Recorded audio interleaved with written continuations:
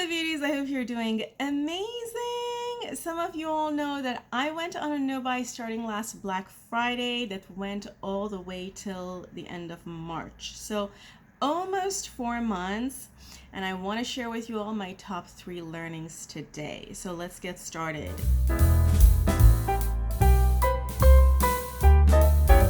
No-buy is an amazing time for self-reflection. So the minute you start having to figure out how to not buy things is when you start thinking about why you're buying things and how your behavior changes throughout that purchase decision. How frequently do you use the products that you buy? What is your most susceptible hours for doing more purchases? How likely are you to actually spend more money than you should be spending? And how much and how frequently do you actually use the products that you are purchasing?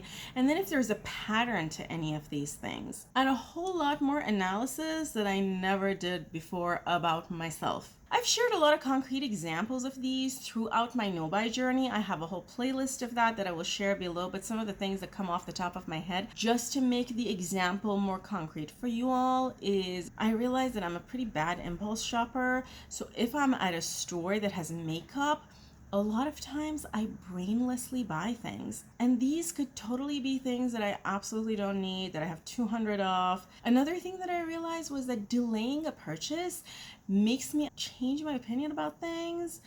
Usually when things drop around the time of launch, it's super hyped by everybody. You all know what I'm talking about.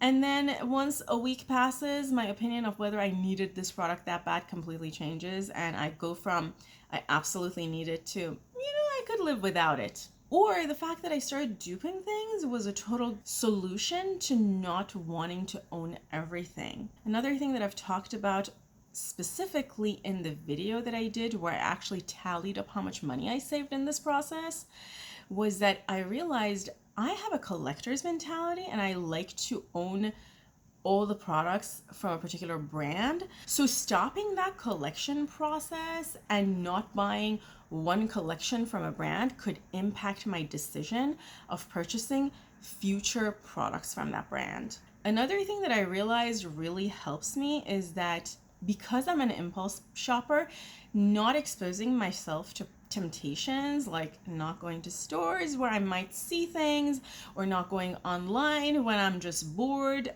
and on websites or on channels that are just all about buy, really helps me stay true to my no buy. By the way, beauties, I did this look with the dupe that I did of Adept's Flying Fiddles palette. Another big learning that I had in this process was that going on a no-buy made me really appreciate the collection that I already have and discover that I have some super cool products that honestly I don't think I would have used if I had not gone on a no-buy. If you've watched my declutter videos, both my lip declutter and my eye declutter, you know how much makeup, and in fact the eye declutter is only for palettes. So you know how many eyeshadow palettes I have, and that doesn't even show how many singles I have.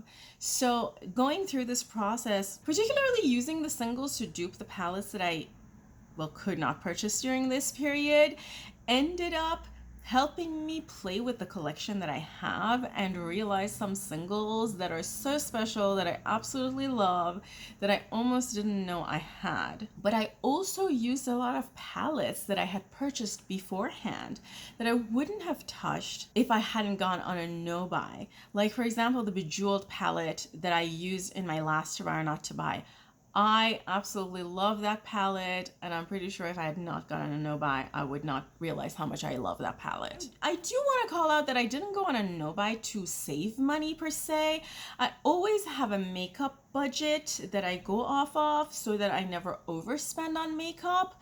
But I did go on a no-buy because I have an oversupply problem, meaning I just have way too much makeup for one human. Which in other words kind of means that I do spend more money than I could on makeup, although it's not over budget.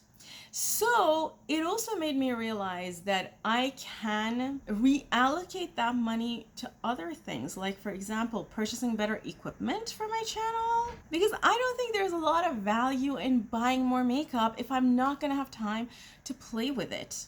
And my my last learning, which I just realized maybe that's the fourth learning, is that it's really hard to plan a no-buy when you have a super hectic life, when you're traveling a whole lot. Some of you who've been following my no-buy know that I end up having to go on a month-long business trip, and of course, being in another country, I wanted to test the makeup, so I kind of broke my no-buy to be able to do that. And because of that, it comes to the last thing I want to share with you all, which is that I have decided to extend my no-buy until, drum roll, wait for it, Black Friday.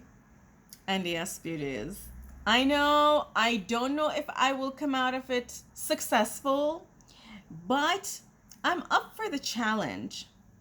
And the rules have changed. So my last no-buy rules, in the video is somewhere, I'll put it on the screen, was that I would just not buy anything. And the rules have changed. So I have notes just to make sure I get all the rules to you all correctly. Well, I already mentioned the first rule, which was that it was going to be till Black Friday. But the second rule is that I'm going to give myself a $200 quarterly allowance. So we're past first quarter. I have a $200 allowance for second quarter. If I wanted to purchase anything, and if I don't use it, I can roll that $200 for the third quarter. Another rule that's kind of aligned with this is that I can recycle makeup money, meaning if I end up selling something on Mercari and I want to buy additional makeup with that, I can do that. And the reason I put that as a rule is because I do want to incentivize myself to sell the makeup that I'm not using.